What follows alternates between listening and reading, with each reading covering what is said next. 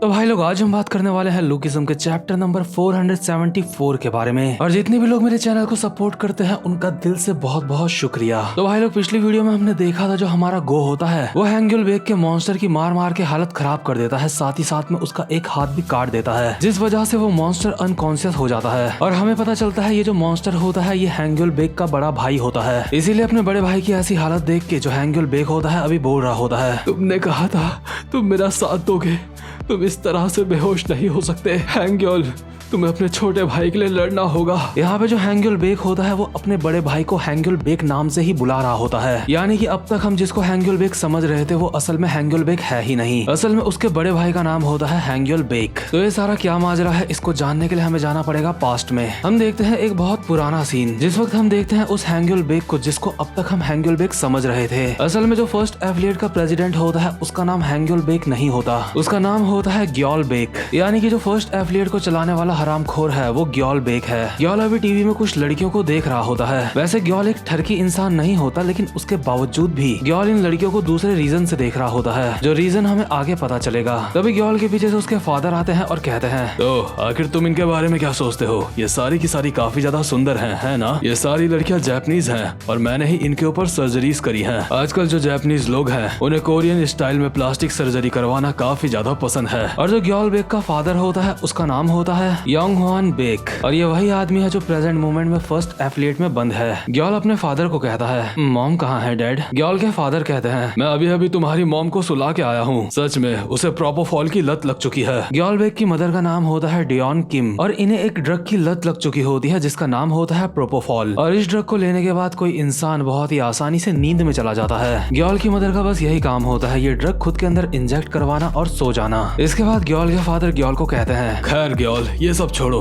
ये बताओ ये जो लड़कियां हैं ये सारी की सारी काफी ज्यादा सुंदर हैं, है ना? जरा देखो तुम्हारे डैड कितने ज्यादा टैलेंटेड सर्जन है। मैंने इन लड़कियों को काफी ज्यादा सुंदर बना दिया है। भले ही इनके माँ बाप ने इनको जन्म दिया होगा, लेकिन सही मायनों में जिंदगी मैंने इनको दी है। ये लड़कियां मेरे काम से इतनी ज्यादा खुश है कि ये बार बार मुझसे कॉल करके पूछती रहती है मेरे हालचाल। लेकिन तभी ग्योल कहता है, क्या सच में क्या इसको एक असली खूबसूरती माना जाता है? इन लड़कियों के आंख, नाक, लिप्स सब कुछ एक जैसे हैं। क्या असली सुंदरता उसको नहीं कहते जिसको ढूंढना काफी ज्यादा मुश्किल होता है? क्या आपको पूरा यकीन है इसको ही असली सुंदरता कहते हैं? ग्योल के फादर आगे की तरफ झुक के ग्योल को कहते हैं, ग्योल मैंने तुम्हें कहा था ना एक दिन तुम्हें भी मेरी ही तरह प्लास्टिक सर्जन बनना है, इसीलिए प्लीज ऐसी अजीब अजीब सी बातें करना बंद करो। इसके बाद हमें ग्योल की वॉइस ओवर आती है और ग्योल कहता है, मेरे डैड वो मुझे कभी भी समझ नहीं पाए। उन्होंने तो मुझे कभी ये भी नहीं बताया कि असली सुंदरता किसको कहते हैं, लेकिन उसके बावजूद भी मैं उनके नक्शे कदमों में चलता रहा। सिर्फ एक इंसान जो मुझे समझता था वो था मेरा बड़ा भाई हैंग्युल बेक। और जैसे ही यहाँ पे ग्योल और उसके फादर आपस में बात कर रहे होते हैं, इतने में यहाँ पे हैंग्युल बेक आता है, यानी कि जो असल में हैंग्युल बेक होता है ग्योल का बड़ा भाई। असली वाला हैंग्युल बेक यहाँ पे आता है और कहता है, मुझे नहीं लगता कि ग्योल गलत सोचता है। सुंदरता को देखने का सबका अपना अपना नजरिया होता है, इसलिए मुझे नहीं लगता कि हमें ग्योल के विचारों का मजाक उड़ाना चाहिए। ग्योल मेरे भाई तुम चिंता मत करो, मैं तुम्हारा हमेशा साथ दूंगा। ग्योल मैं हमेशा तुम्हारी रक्षा करूंगा, चाहे तुम अपनी जिंदगी में कोई सा भी रास्ता चुनो, मैं हमेशा तुम्हारे साथ रहूंगा। लेकिन असल में हैंग्युल बेक को ये नहीं पता होता है कि उसका छोटा भाई ग्योल बेक असल में इस सनकी के लिए असली सुंदरता क्या है। इसके बाद दोबारा से हमें ग्योल की वॉइस ओवर आती है। ग्योल कहता है, मेरा बड़ा भाई हैंग्युल वो भी एक सर्जन था, बिल्कुल मेरे डैड की तरह, एक ऐसा डॉक्टर जिसको पैसों से ज्यादा लोगों की चिंता है। और इस मामले में मुझे लगता है मेरा बड़ा भाई मेरे डैड से भी गया गुजरा है। उसे सिर्फ अपने पेशेंट्स की ही चिंता है। वो किसी ऐसे इंसान की सर्जरी नहीं करता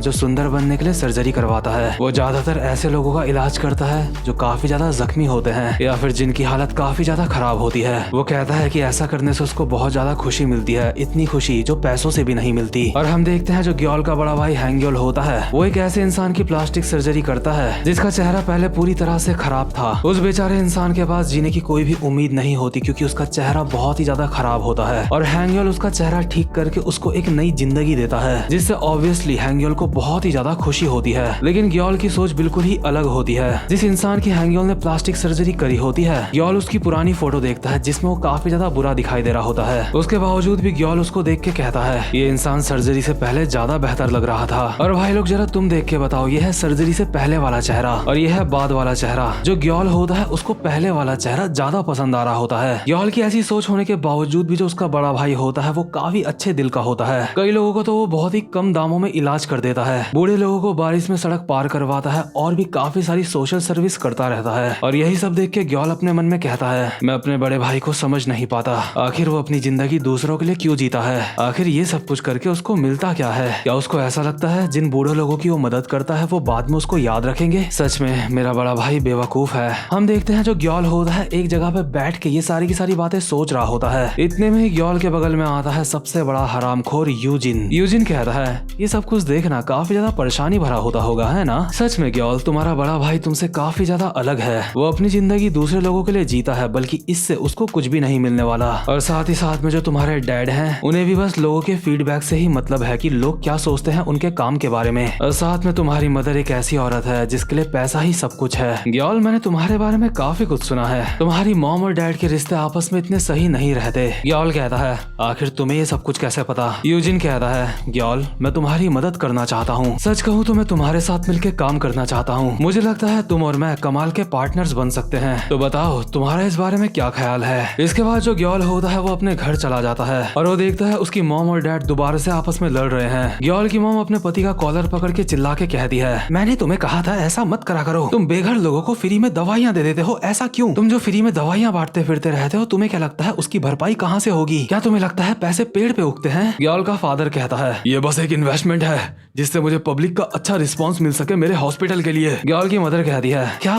पब्लिक का रिस्पांस चाहिए तुम्हें। क्या अब भी ये पॉलिटिक्स में घुसने का विचार तुम्हारे दिमाग से गया नहीं है। ग्योल का फादर कहता है, भगवान के लिए मेरा दिमाग खराब करना बंद करो, नहीं तो मैं तुम्हें प्रोपोफॉल नहीं दूंगा। मदर कहती है, क्या तुम्हें लगता है कि तुम ही सिर्फ मुझे प्रोपोफॉल दे सकते हो और कोई नहीं दे सकता। अगर तुम नहीं दोगे तो मैं हैंग्योल को बोल दूंगी ये करने के लिए। और जो हैंग्योल का फादर होता है हैंग्योल की मदर को प्रोपोफॉल दे देता है ताकि कम से कम जो हैंग्योल की मदर है वो चिल्लम चिल्ली करना बंद कर दे। जब तक हैंग्योल की मदर को नींद नहीं आ जाती वो तब तक अपने पति के ऊपर चिल्लाए जा रही होती है और ग्योल ये सब कुछ बैठ के देख रहा होता है। ग्योल अपने मन में सोच रहा होता है, आखिर ये ऐसा क्यों करते हैं, ये अपनी जिंदगी दूसरों के लिए क्यों जीते हैं। सच में मेरे डैड भी बेवकूफ हैं। तो यहाँ पे कुल मिला के बात यह होती है कि हैंग्योल बेक और उसके फादर यहाँ पे अच्छे इंसान होते हैं और ग्योल बेक और उसकी मदर ये दोनों के दोनों बहुत ज्यादा हरामी होते हैं। इसके बाद सीन शिफ्ट होता है और हम देखते हैं जो ग्योल के फादर होते हैं उन्होंने फ्री पे इलाज करने का अपना एक कैंपेन चलाया होता है। एक जगह पे वो लोगों का फ्री में इलाज कर रहे होते हैं और वहाँ वो भेजते हैं अपने बड़े बेटे हैंग्योल बेक को, जो बहुत ही ज्यादा आज्ञाकारी होता है। हैंग्योल बेचारा इतना ज्यादा अच्छा इंसान होता है कि अकेले ही काफी सारे लोगों का फ्री में इलाज कर रहा होता है। किसी का पिछवाड़ा ठीक कर रहा होता है, किसी का हाथ ठीक कर रहा होता है, तो किसी का सर ठीक कर रहा होता है। और यार आपको पता होगा कि आजकल के डॉक्टर कैसे होते हैं, वो तुम्हारा फ्री में तो कभी भी इलाज नहीं करेंगे, उल्टा तुमसे काफी सारे पैसे लेंगे जिसमें तुम्हारा घर बिक जाएगा। बट यहाँ पे हैंग्योल बेक फ्री में लोगों का इलाज कर रहा होता है और जिनसे पैसे भी लेता है तो बहुत कम पैसे लेता है। लेकिन तभी जिस जगह पे हैंग्योल इतने सारे लोगों का इलाज कर रहा होता है वो पूरी की पूरी जगह कांपने लगती है क्योंकि वो काफी ज्यादा कच्ची होती है और हैंग्योल को कोई भी अंदाजा नहीं होता कि उसके साथ अब क्या होने वाला है। जिस बिल्डिंग के अंदर अभी ये सब होते हैं वो पूरी की पूरी टूटने वाली होती है, गिरने वाली होती है और हैंग्योल उसके बावजूद भी खुद बाहर भागने की बजाय सारे लोगों को यहाँ से बाहर निकाल रहा होता है। हैंग्योल ने काफी सारे लोगों को तो बाहर निकाल दिया होता है, लेकिन तभी यहाँ पे 3 लोग पड़े हुए होते हैं। वो हैंग्योल को कहते हैं,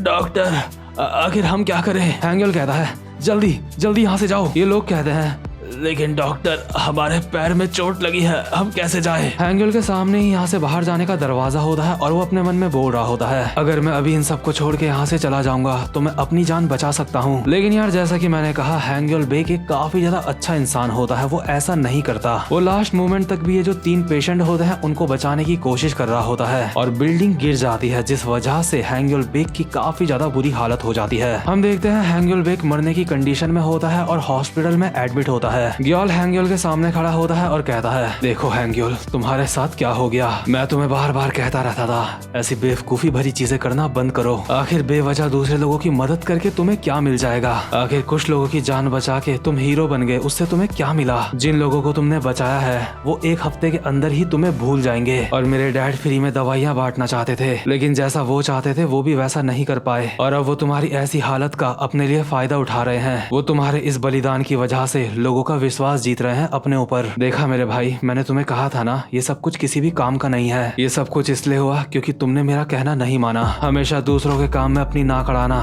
ये बिल्कुल बेवकूफी भरा काम है। सच में तुम एक बहुत बड़े बेवकूफ हो। और अपने भाई की ऐसी हालत देख के जो ग्योल होता है उसकी आंखों में आंसू आ जाते हैं। ग्योल अपने मन में सोच रहा होता है जो काम उसका बड़ा भाई करता है वो खुद कभी वो काम नहीं कर सकता, क्योंकि हैंग्योल के जितना महान होना हर किसी के बस की बात नहीं होती। और कहीं ना कहीं ग्योल को ये हैंग्योल की बात थोड़ी पसंद भी होती है कि आखिर उसका बड़ा भाई इतना अच्छा कैसे हो सकता है कि जो लोगों के लिए अपने आप को कुर्बान कर दे। बट साथ ही साथ में उसको अपने भाई की ऐसी हालत का दुख भी होता है। हम देखते हैं ग्योल अपने भाई की ऐसी हालत देख के हॉस्पिटल रूम से बाहर आता है और वहीं बगल पे बैठा हुआ होता है यूजिन। यूजिन कहता है तो तुमने फैसला कर लिया, तो क्या अब तुम ये करना चाहोगे? ग्योल कहता है ठीक है चलो ये करते हैं। यूजिन कहता है तुम अपने भाई का बदला लेने के लिए करना चाहते हो या फिर अपना साम्राज्य खड़ा करने के लिए करना चाहते हो? मुझे लगता है तुम दोनों ही चीजें करना चाहते हो। ग्योल कहता है यूजिन इसको आसान तरीके से करने का रास्ता क्या है? मुझे वो रास्ता बताओ जो तुम पहले बता रहे थे। यूजिन अपनी जगह से उठता है और कहता है ओह तुम उस शॉर्टकट की बात कर रहे हो जो मैंने तुम्हें पहले बताया था। ये बिल्कुल सिंपल है, तुम्हें अभी से इसी पल से ये भूल जाना है कि तुम कौन हो। आज के बाद से तुम्हारी पहचान होगी हैंग्योल बेक। और इसी के बाद से जो ग्योल बेक होता है वो बना होता है हैंग्योल बेक और अपने बाप को भी पागल खाने भिजवा चुका होता है, जो कि हम पहले भी देख चुके हैं। ग्योल और उसकी मदर ने ही उसके फादर को मिलके पागल खाने भिजवाया होता है। ग्योल की मदर को उसके फादर से ये दिक्कत होती है कि वो फ्री में सबको दवाइयां बांटता रहता है और अब वो अपने हॉस्पिटल को भी दान करने की सोच रहा होता है। और भाई और बाप के जाने के बाद जो ग्योल होता है वो अपनी मदर को प्रोपोफोल देना स्टार्ट करता है, लेकिन साथ ही साथ में वो हरामी पता नहीं उसमें और क्या क्या मिलाता है, जिस वजह से उसकी मदर को जल्दी से नींद आ जाती है और बहुत देर में वो उठती है। मुझे ये भी डाउट है कहीं ये साला अपनी मदर को ही मार न डाले। इसके बाद सीन शिफ्ट होता है और हम देखते हैं यूजिन को। वो नकली हैंग्योल बेक को कहता है कांग्रेचुलेशन, मुझे पता था तुम ये कर लोगे। तुम पूरी तरह से हैंग्योल बेक में ट्रांसफॉर्म हो चुके हो। तुम्हारा सपना अब जल्द ही सच होने वाला है। तुम दुनिया को दिखा सकोगे कि असली सुंदरता क्या होती है। फाइनली तुम्हारे साम्राज्य का जन्म हो चुका है। और इसी तरह से जो ये नकली हैंग्योल बेक होता है ये फर्स्ट एथलीट का प्रेसिडेंट बना होता है। इसके बाद सीन शिफ्ट होता है और हम देखते हैं ये जो नकली हैंग्योल होता है ये अपने बड़े भाई हैंग्योल को कहता है, जो कि अभी उसी के हॉस्पिटल में एडमिट होता है। ग्योल कहता है हैंग्योल तुमने सुना, ये सारा का सारा मेरा साम्राज्य है और अब से मैं लोगों को बताऊंगा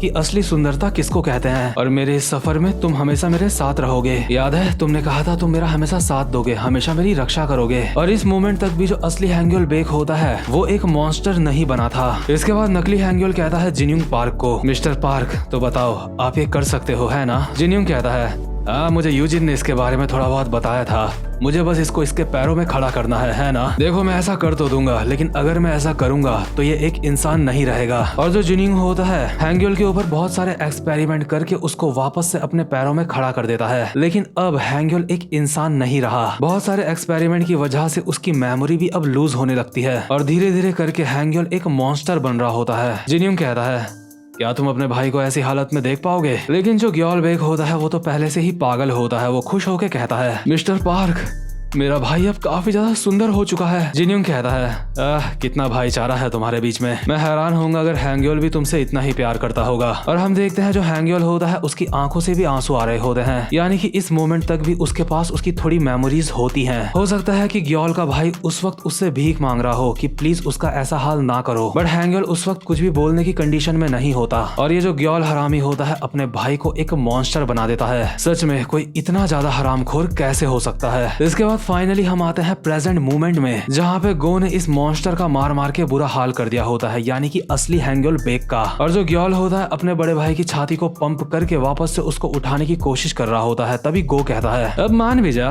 तू एक सन की है। अबे साले आखिर तू इसको असली सुंदरता कैसे कह सकता है? तू बस अपने मजे के लिए दूसरों की जिंदगी बर्बाद करता है। अबे घोंचू, अगर तुझे सच में लगता है कि इसको असली सुंदरता कहते हैं तो अपने चेहरे के साथ तो ऐसा क्यों नहीं करता? अब तक अपने चेहरे में तो तूने एक खरोच तक नहीं मारी है। मैं तुझे बताऊं तू असल में है क्या? ग्योल बेक तो कोई ऐसा कमाल का इंसान नहीं है जो दुनिया को असली सुंदरता बताता है। तू वो हरामजादा है जिसने अपने बाप को बंदी बना लिया, अपनी माँ को जान से मार दिया और अपने भाई को एक मॉन्स्टर बना दिया। यानी कि यार ये जो ग्योल बेक होता है इसने जो अपनी मदर को प्रोपोफोल का इंजेक्शन दिया था वो उसकी मदर का लास्ट इंजेक्शन था। इसलिए उसकी मदर उस वक्त बोल रही थी कि मुझे इतनी जल्दी नींद क्यों आ रही है, बट उसकी मदर को नहीं पता होता है कि वो मर रही है। सच में यार ये कितना बड़ा हरामखोर है, कितना बड़ा हैवान है ये। अभी ग्योल अपने मन में बोल रहा होता है, क्या अब सब कुछ खत्म हो गया? क्या इसी तरह से मेरा अंत लिखा था? यूजिन, क्या तूने मेरा साथ छोड़ दिया है? क्या तूने मुझे धोखा दे दिया है? लेकिन इतने में ही यहाँ पे पहुँचता है टॉम ली और कहता है, लगता है मुझे यहाँ पे आने में काफी ज्यादा देरी हो गई है। और टॉम को देख के यहाँ पे जितने भी लोग होते हैं सारे के सारे हैरान हो जाते हैं। इसके बाद सीन शिफ्ट होता है और हम देखते हैं यूजिन को, जो अभी मैंडियोक से बोल रहा होता है, क्या मैंने फर्स्ट एफिलिएट को धोखा दे दिया है? तुम मुझसे ये पूछ रहे हो? चिंता मत करो मैंडियोक, फर्स्ट एफिलिएट को धोखा देने का मेरा कोई भी विचार नहीं है। मैं नहीं चाहता कि जिन्यूंग पार्क को मुझसे एलाइट छीन ले। वो इंसान जो जिन्यूंग पार्क को वहाँ पे हैंडल कर सकता है, अब तक तो वो वहाँ पे पहुँच ही चुका होगा।